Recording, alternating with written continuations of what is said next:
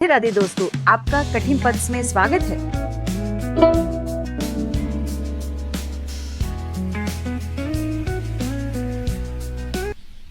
अनन्य प्रेम की प्राप्ति के लिए अब हम साधन बताते हैं।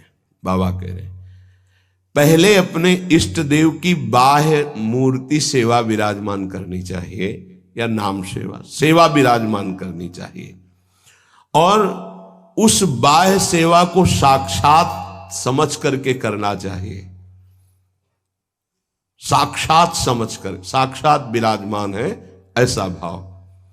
बाह्य पूजा के साथ साथ मानसिक सेवा का बहुत बड़ा योग है, और यह बाह्य सेवा से ही मानसिक सेवा प्रारंभ हो जाती है। सेवा तभी पूर्ण होती है जब आप पहले उसका चिंतन करेंगे। चिंतन नहीं करेंगे तो सेवा पूर्ण नहीं होगी, वास्तविक सेवा सही नहीं हो पाएगी। पहले आज श्री जी को कौन सा पोशाक धारण कराना है, कौन सी पत्रावली करनी है, और कैसे केशपाश समा, आज कौन से कुंडल, अच्छा ऐसे कुंडल, ऐसे ऐसे, और आज भोग में क्या क्या, ये भोग में ऐसे श्री जी यहाँ विराजमान होंगी, ऐसे होगा, ऐसे छत्र होगा, ऐसे भोग लगेगा। पूरी मानसिक चिंतन होता है, फिर वो सेवा प्रगट में होती है। तो प्रगट सेवा ही मानसिक सेवा में पहुंचा देती है। पूज्य बाबा कह रहे गोपी जनों की तरह प्रेम प्राप्ति के लिए सबसे पहले अपने इष्ट का चयन और इष्ट की अनन्यता। इष्ट की अनन्यता, इष्ट की अनन्यता में आ गया अपने इष्ट का नाम जपना, अपने इष्ट का मंत्र जपना, अपने इष्ट का ही गुणगान करना, अपने इष्ट के विषय में ही सोचना, ये सब आ गया। फिर इष्ट के श्री विग्रह की, मूर्ति की, छवि की, नाम की सेवा विराजमान करना, और जैसे गृहस्थ है तो जितने याम कर सके, जितना कर सके, लेकिन अगर विरक्त है तो 8 पहर की सेवा। हमारे पास और कोई काम नहीं, हमारी जिम्मेवारी है 8 पहर की सेवा। बाह्य पूजा, मानसिक पूजा, दोनों साथ साथ चलती हैं उपासक की। ध्यान दे करके अगर आप सेवा करोगे तो देखोगे आपकी मानसिक सेवा होगी। आज वो वाली नथ पहनानी है, वो ऐसे धारण करानी है, हाँ आज इस रंग की पत्रावली, इस रंग की चोली, इस रंग के ऊपर चुनरी, और इस रंग का लहंगा, और ऐसे ये जो हो रहा है ना, ये मानसिक सेवा हो रही है, बहुत बड़ी चीज हो रही है। देखो आप लोग जो चिंतन करते, आज फूल बंगला ऐसे बनाना है, आज ऐसे, बहुत बड़ी सेवा हो रही। आज श्री जी की रसोई, ये मानसिक जो सेवा, और बहुत जोर की सेवा, प्रगट सेवा का फल है मानसिक सेवा, और मानसिक सेवा ही सिद्धावस्था को प्रदान करती है। ये बात ध्यान दीजिए। और जो इष्ट का नाम मिला है वो केवल जबान से ही नहीं, चिंतन के साथ होना चाहिए।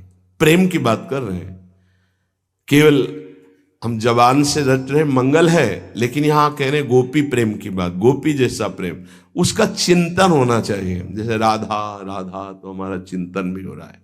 बाह्य जप से बहुत समय लगेगा, जब बाह्य जप और आंतरिक चिंतन दोनों एक साथ होंगे, बहुत जल्दी वासनाओं का नाश होकर आनंद की उत्पत्ति होती है। केवल बाह्य जप से बहुत काल के बाद लाभ मिलता है, बाह्य जप के साथ आंतरिक ध्यान से बहुत जल्दी लाभ प्राप्त होता है। इष्ट देव का चयन, इष्ट देव की अनन्यता, इष्ट देव की प्रगट सेवा, मानसिक सेवा, और इष्ट देव का नाम ध्यान सहित जप, और इष्ट देव के ही गुणों का चिंतन करना। हमारी श्री जी का ऐसा स्वभाव, हमारे लालजू का ऐसा स्वभाव, उन्हीं की तरफ चिंतन करना। अन्य सब संबंध चिंतन को छोड़ना गोपी प्रेम की प्राप्ति है। महाराज जी सुनते हैं श्री सुखदेव जी का वैराग्य बहुत तीव्र और उच्च कोटि का था। क्या ऐसा कोई साधक वैराग्य नहीं धारण कर सकता? इस कोटि का वैराग्य क्या साधु के अंदर, साधक के अंदर नहीं आ सकता? निश्चित आ सकता है, पर ये सकामी साधक के अंदर नहीं, विषयी साधक के अंदर नहीं। जो निष्काम भाव से दृढ़ निश्चयी है, कि केवल शरीर पोषण के लिए वस्त्र और भोग आदि जो प्रारब्धवशात कोई चाह नहीं, उसके हृदय में तीव्र वैराग्य जागृत होता है। दृढ़ लक्ष्य, दृढ़ निश्चयी, शरीर की भी परवाह नहीं, नहीं खान पान ते भावे है, नहीं कोमल वसन सुहावे है, सब विषय लगे ते खारा है, हरियासिक का मग न्यारा है। जो अंदर से दृढ़ निश्चयी नहीं है, अंदर से भगवत प्रेम का भाव लक्ष्य नहीं है, तो बाह्य त्याग फिर दंभ पैदा कर देता है, दिखावटीपना फिर आने लगता है, जो बहुत ही साधक के जीवन में धोखा पैदा कर देता है। ये बुद्धि है बहुत जल्दी सिद्ध होना चाहती, फिर वो नाटक शुरू कर देता है, बहुत शास्त्र विरुद्ध आचरण होने लगते हैं। इसलिए निष्काम भगवत प्राप्ति का दृढ़ लक्ष्य, निरंतर भगवत चिंतन, खान पान आदि से राग रहित, तो श्री सुखदेव जी जैसा वैराग्य आ ही जाएगा। पूज्यपाद बाबा कहते ऐसा नहीं कि उनको जो वैराग्य था वो किसी को प्राप्त ही नहीं हो सकता। लाखों हो गए हैं, देखा थोड़ी सबने, लाखों हो गए, लाखों हैं, लाखों होते रहेंगे। ये भगवान की सृष्टि है। जैसे जड़ भरत जी की स्थिति आई, उनसे ऊंची ऊंची स्थिति के ज्ञानी महापुरुष देखे गए, उनसे ऊंची स्थिति के ज्ञानी महापुरुष देखे गए, पर चर्चा उनकी गाई गई है। भगवान ऋषभदेव जी के पुत्र है, लेकिन ऐसे लाखों जड़ भरत हो चुके, लाखों होंगे। ये भगवान की सृष्टि, ऐसे ऐसे महापुरुष ब्रह्मबोध संपन्न देखे गए, जिन बिल्कुल निरपेक्षता की मूर्ति, निरपेक्षता की मूर्ति। हाँ, जिस दिन से सन्यास हुआ कभी वस्त्र ही नहीं धारण किया, दिगंबर, गंगा जी का किनारा वही, और ऐसा सरल स्वभाव कि मतलब देखने से ऐसा लगता था देखता ही रहे कोई। ऐसे सब जटा, सब बाल, से दिगंबर बैठे हुए, वो भोला बालक जैसा चेहरा, वो तपस्या के धनी, बड़े बड़े धर्म सम्राट करपात्री जी आदि साष्टांग दंडवत करते। असनी गंगा किनारे स्वामी श्री अनंग बोधाश्रम स्वामी, सेनपुर स्वामी श्री मग्नानंद सरस्वती जी, नजफगढ़ श्री स्वामी ओंकारानंद, ये गंगा का किनारा ना, एक से एक महापुरुष, सिद्ध महापुरुष। पूज्य बाबा, ये भगवान की प्राप्ति भगवान की इच्छा पर निर्भर है या पुरुषार्थ पर निर्भर है? भगवत प्राप्ति भगवत इच्छा पर निर्भर है कि वो जिसको चाहेंगे मिल जाएंगे, या अपना भी कोई पुरुषार्थ है?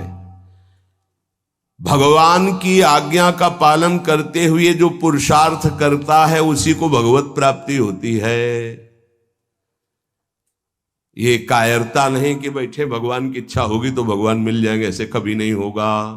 देखो जो वर्णन कर रहे हैं महापुरुष है, भगवान की आज्ञा का पालन करते हुए भगवत प्राप्ति के लिए बहुत प्रयासशील, जितनी हम में सामर्थ्य है, निश्चित उसको ही भगवत प्राप्ति होती है। जिसका जितना तीव्र पुरुषार्थ होगा उसका उतना ही भगवत कृपा उसके ऊपर उतरेगी। पुरुषार्थ अत्यंत आवश्यक, रात दिन जो लगे हुए। सिद्धि असिद्धि में सम रहना है भगवान की इच्छा की बात है, ये छोड़ दो भगवान पर। फल की सिद्धि असिद्धि में हमारा प्रयास पूरा रहेगा, उसी को भगवत प्राप्ति होगी। सिद्धि असिद्धि में सम रहो, लाभ मिला कि नहीं मिला, फायदा हुआ कि नहीं, इस पर सम रहो, इस पर ध्यान मत दो। तुम पुरुषार्थ करते रहो, प्रयास करते रहो, निश्चित तुम्हें भगवत प्राप्ति हो जाएगी, पक्का। देखो ये पूरे जीवन की यात्रा की बात है, 4 दिन में सुधरने वाले नहीं हैं। विश्वास हमारी बात पर करना, ये कोई छोटे मोटे शत्रु नहीं है, नहीं तो तुम्हारी साधना फिर ढीली हो जाएगी कि 2 साल हो गए, अभी तो हम काम विजयी नहीं हुए, क्रोध विजयी नहीं हुए, अभी हम लोभ विजयी नहीं हुए, मोह विजयी। छोड़ो ये सब बातें, तुम भजन का पुरुषार्थ करो, जैसी स्थिति है वैसे शांत रहो, शांति से ये नष्ट हो जाएंगे। निरंतर भगवान के स्मरण में लगे रहो। भक्तों की ये मान्यता फल पर होती है कि भगवान जैसा चाहे, लेकिन पुरुषार्थ पर नहीं। हमें जो समय, जो दिनचर्या, जो भजन, उस पर हम कायर बन करके नहीं बैठेंगे अब जैसा भगवान, नहीं। उसके लिए हमें जो गुरुदेव ने आज्ञा करी, जो दिनचर्या, जो भजन, उस पर तत्पर रहेंगे। आप बहुत जोर देते हैं भजन पर, तो भजन किसे कहते हैं? अर्थात हम किसको माने कि भजन हो रहा है? उत्तर, अंतःकरण में निरंतर अपने इष्ट का गाढ़ चिंतन होना भजन कहा जाता है। अंतःकरण शब्द बोला है, यहां से गाढ़ चिंतन होना, निरंतर भजन कहते हैं, जिसे भगवदाकार वृत्ति, उसे भजन कहते हैं। दूसरा भजन का अर्थ है सेव्य को सुख पहुंचाना, सेवा, भज धातु सेवायाम। उपासक दो ये बातें पकड़े रहता है, उसे भजनानंदी कहते हैं। अंतःकरण से अपने इष्ट का गाढ़ चिंतन, वो रूप का हो, नाम का हो, मंत्र का हो, और शरीर से प्रकट सेवा में प्रतिपल लगे रहना, ये दो वृत्ति जिसके अंदर है वो भजनानंदी है। सेवा में चाहे वो गृहस्थी की सेवा हो, व्यापार हो, नौकरी हो, किसानी हो, या विरक्ति की सेवा में जो भी सेवाएं हैं, शरीर से प्रतिपल सेव्य को सुख पहुंचाने के लिए सेवा, और हृदय से प्रतिपल आराध्य देव का स्मरण, इसी का नाम भजन है। और यही भजन परमानंद प्रदान करता है, यही भजन महापुरुष बना देता है, यही सेव्य के समान कर देता है। प्रभु सेव्य है, प्रभु के समान कर, ब्रह्मविद ब्रह्मयु भवति। तो भजन क्यों करना चाहिए? अपना कमाते हैं, खाते हैं, जी रहे हैं, क्यों भजन करें? भजन इसलिए करना चाहिए कि हम अवगुणी हैं जन्म जन्मांतर से, अवगुण छोड़ने के लिए। हमारे अंदर बड़ी नीच वासनाएं हैं, उन वासनाओं का नाश करने के लिए। हम बड़े हीन विचार वाले हैं, उन विचारों का नाश करने के लिए। हमें हर तरफ से दुख ने घेर रखा है, उस दुख का नाश करने के लिए, जन्म मरण से छूटने के लिए ये हमें भजन करना है। हम जिसका भजन करते हैं उसके सारे सद्गुण हमारे अंदर आ जाते हैं। अतः हमें नाशवान वस्तु व्यक्ति का भजन नहीं करना, अविनाशी का भजन करना है। वो है श्री भगवान। भजन करने से सबसे बड़े भगवान है तो सबसे बड़ा बन जाता है। ये दीनहीन विचार, ये दुख, ये दुविधा, ये संशय, दरिद्रता, जन्म मरण, ये सब कूड़ा करकट खत्म हो जाता है। इसलिए भजन करना अत्यंत आवश्यक है। भजन करना अत्यंत आवश्यक है। इससे विशेष लाभ क्या होता है? भजन से विशेष लाभ यह होता है कि जहां से हम बिछुरे थे वहीं हम पहुंच जाते हैं। कहां से बिछुरे हैं? प्रभु से। ममैवांशो, कितना गलत हो गया है। भगवान ऐसा लगता है कोई और है, और संसार लगता है ये मेरे, और वो के ममैवांशो, वो मेरे पिता है, मेरे स्वामी, मेरे प्रीतम, मेरे सब कुछ, और उनको मैं भूल गया। ये बात जानने के लिए जब हम भजन करते हैं तो हमारे हृदय में आ जाता है कि हमारे प्रभु है। फिर जो सुख प्राप्त होता है वो कभी किसी लोक और भोग में नहीं प्राप्त हो सकता। प्रेम स्वरूप हमारे इष्ट है तो हमारा प्रेम स्वरूप जागृत हो जाता है। भजन का लाभ है भगवान से बिछुड़े थे भगवान से मिल जाना। अगर भजन ना करे तो, पहले कहा भजन क्यों करना चाहिए, अब कह रहे अगर भजन ना करे तो, अगर भजन नहीं करोगे तो विषय फंसा लेंगे, काम क्रोध लोभ मोह मद, और तुम्हारी दुर्गति कर देंगे। ये क्षण भंगुर विषयों का चिंतन होगा, क्षण भंगुर विषयों का भोग होगा, तो तुम्हें एक क्षण भी सुख का अनुभव नहीं होगा, दुख ही दुख तुम्हें घेर लेगा। अतः निरंतर भजन करने के लिए इसीलिए कहा जाता है कि कोई विषय चिंतन न बने, कोई विषय क्रिया ना हो, कोई विषय हमें दुख में फंसा ना पावे, सबसे बड़ा लाभ निरंतर भजन है। भजन करने का अधिकारी कौन है?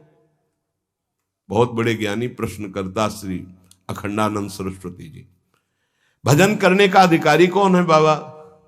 सब भजन करने के अधिकार, सबका अधिकार है भजन करने।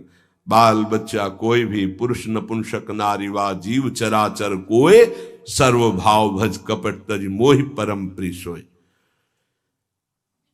बाबा ये भजन करने वालों में भी पाप कर्म देखे जाते हैं, ये क्यों नहीं छूटते हैं? भजन तो सब पापों का नाश कर देता है, फिर भजन करने वालों से पाप कर्म क्यों नहीं छूटते? क्योंकि वो सही भजन नहीं करते। बहुत ध्यान से समझना, वो विषय चिंतन करते हैं, विषय भोग करते हैं, उस समय भजन छोड़ देते हैं, जिससे पाप बनता है, भजन में अरुचि होती है। हम इसीलिए तो कह रहे हैं निरंतर भजन करो, विषय चिंतन मत करो। जो भजन भी करता है और विषय चिंतन और विषय भोग भी करता है, उसको जन्म जन्मांतर लग जाएंगे, बाबा कह रहे हैं। क्योंकि जन्म जन्मांतर इसी से होते चले आ रहे हैं, बार बार विषय चिंतन, बार बार विषय भोग। इसीलिए तो हम कहते हैं भैया, एक जन्म का सारा मेहनत समय इस बात में लगा लो कि विषय चिंतन न होने पावे, पाप कर्म न होने पावे, भजन बन जाए। हम अगर एक जन्म प्रभु को दे देते तो अनंत जन्मों की बिगड़ी बन जाती, तो घाटा थोड़ी है, लाभ ही लाभ है। जितना समय भजन नहीं करेंगे उतना समय मन विषय चिंतन करेगा और आपके द्वारा पाप कर्म हो ही जाएगा। पाप कर्म होगा तो सबसे पहले गुरु में अश्रद्धा होगी, फिर इष्ट भजन में अरुचि होगी। ये उसका लक्ष्य। कहीं भी अपराध करो, वो पहले आपके गुरु संबंध को तोड़ेगा, तभी तुम्हारे ऊपर प्रहार कर सकता है। नहीं, गुरु कृपा पात्र पर प्रहार नहीं कर सकती माया। पहला कार्य करेगी, गुरु संबंध छुड़वाएगी, इष्ट चिंतन छुड़वाएगी। इसलिए हम कहते हैं जितना जितना समय तुम विषय चिंतन में देते हो, अगर वो भी भजन में दे दो तो पाप छूट जाएंगे, नहीं तो पाप कर्म होते रहेंगे, भजन का अनुभव नहीं होगा। कहा जाता है कि भजन करने वाला एकांत सेवन करे। इसका मतलब क्या होता है? क्योंकि हम जब वृत्ति को एक ईश्वर में, प्रभु में लगाना चाहते हैं, तो यदि हम ज्यादा भजन विरोधी व्यक्तियों का संग करेंगे, व्यवहार करेंगे, खान पान करेंगे, तो हमारी वृत्ति भजन में नहीं लगेगी। हमारा खान पान, हमारा व्यवहार एकांतिक होना चाहिए। कैसा एकांतिक? हम 501 ही प्रभु का नाम जपने वाले पा रहे हैं तो हम अकेले पा रहे हैं, ऐसा समझ लो। और 2 व्यक्ति हैं, एक विषयी है, प्रपंची है, तो मान लो हमारा भारी कुसंग हो रहा है। हम 500 में भी एक हैं और वहां एक में भी हम भारी प्रपंच में फंसे हुए हैं। ये एकांतिक भाषा को समझ लीजिए। हम इतने लोग बैठे हैं इस समय, सब एकांत है। बोलो किसके मन में क्या चल रहा है? एक प्रभु की चर्चा सुन रहे तो हम सबका मन एक ही है। एकांत का मतलब होता है अपने इष्ट के अनुरागियों का ही संग करना, अपने इष्ट में ही प्रीति हो ऐसा खान पान व्यवहार करना। इष्ट विरोधी वृत्ति, इष्ट विरोधी व्यक्ति, इष्ट विरोधी व्यवहार, इसका त्यागी सदैव एकांतिक ही माना जाता है। एकांत में कमरे में पड़ा है, इष्ट विरोधी चिंतन कर रहा है, प्रपंची। एक केवल साथ चल रहा है, वो इष्ट विरोधी व्यवहारी है, प्रपंच। 1000 लोग एक साथ बैठे हुए हैं इष्ट के अनुकूल, वो एक माना जाएगा। वैसे मुख्य बात भजन करने वालों को क्या नहीं करना चाहिए? तो मुख्य बात है प्रवृत्ति में रहने वाले लोगों का संग नहीं करना चाहिए। प्रवृत्ति विषय भोगों में। पूज्य स्वामी जी ने पूछा भजन करने वाले को मुख्य सावधानी क्या रखनी चाहिए? तो बोले मुख्य सावधानी है कि प्रवृत्ति में रहने वालों का संग नहीं करना चाहिए भजनानंदी को। क्यों? एक प्रवृत्ति देखी मैथुन धर्म की सौभरी जी ने, तो 50 ब्याह किए। तब उन्होंने श्लोक लिखा, संगम त्यजेत मिथुन व्रतिनाम मुमुक्षु सर्वात्मना न विसजेत बहिरिंद्रियाणि। अय मुमुक्षु, संसार से मुक्त होने वाले साधक, ये जो मैथुन प्रवृत्ति में युक्त जन है, इनका संग भूल के भी मत करना। उनमें परमाणु है ऐसे, वो तुम्हारे को विचलित कर देंगे, तुम्हारे भजन को छीन लेंगे, तुम्हारा भजन का मार्ग अवरुद्ध हो जाएगा। संगम त्यजेत मिथुन व्रति नाम, यही बाबा ने बताया। भजन करने वालों को विशेष त्याग की बात क्या है, क्या ऐसा है जो उनको